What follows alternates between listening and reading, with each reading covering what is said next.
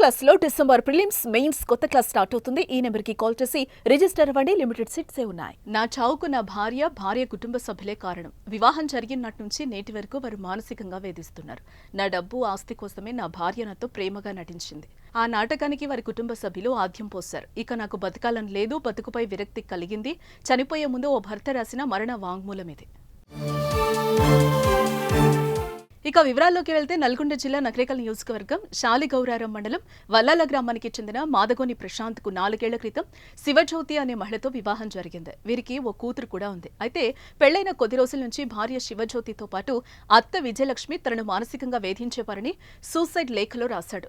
దీంతో పాటు తన దగ్గర ఉన్న డబ్బు కోసమే భార్య తనతో ప్రేమగా నటించిందని, ఆమెకు అత్త వాళ్ళ తమ్ముడు మణిశంకర్లు సాయం చేశారని లేఖలో రాసుకొచ్చాడు. అయితే వీరు పెట్టే టార్చర్ భరించలేక బతుకుపై విరక్తి కలిగి ఆత్మహత్య చేసుకుంటున్నట్లుగా సూసైడ్ నోట్లో వెల్లడించాడు ప్రశాంత్.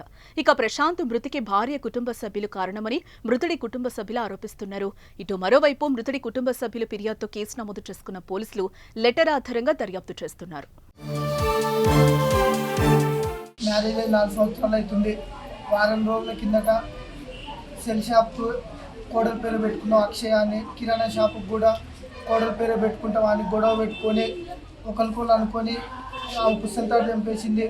అన్న కొంచెం కొట్టిండు. వాళ్ళ అమ్మలో తీసుకొచ్చి నైట్ కనీసం మా అమ్మ నాన్న ఇంటికి రాకుండా కూడా అట్నే వాళ్ళ ఇంటికి కారులో తీసుకొని పోయి వారం రోజుల తర్వాత నిన్న పెళ్లి రోజు 4వ పెళ్లి రోజు కేసు పెట్టి 4-5 అంతా మా వాళ్ళు అందరం పోయి 10ంటికి పోతే 6:30 7 దాకా రాలేరు.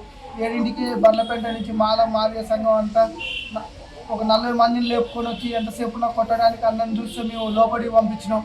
స్టేషన్ లోపలనే ఉంది సార్ దగ్గర అని. ఎంతసేపు ఉన్నా నన్ను కొట్టిండు చేసిండు. నన్ను అన్నట్టు మాట్లాడితే మేము ఇద్దరు వైపు మాట్లాడాలి అని అంటే వాళ్ళు ఎంతసేపు ఉన్నా మా విడాకులు కావాలన్నట్టే మాట్లాడిందావా. మాట్లాడితే అట్లా కూడా ఎస్ఐ సార్తో మాట్లాడడం, సారు ఇప్పుడైతే ఇంటికి తీసుకుని వాయిదా ప్రకారం మాట్లాడదామని పెద్ద మనుషులు కూడా అన్నారు. వాళ్ళు మాట్లాడదాం అనుకున్నాం. వాళ్ళే 40-50 మంది వచ్చి మాట్లాడడానికి కూడా వాయిదా ప్రకారం మాట్లాడదాంతో ఈ లోపు అన్న ఇంటికి వచ్చి ఇట్లా చేసుకున్నాం.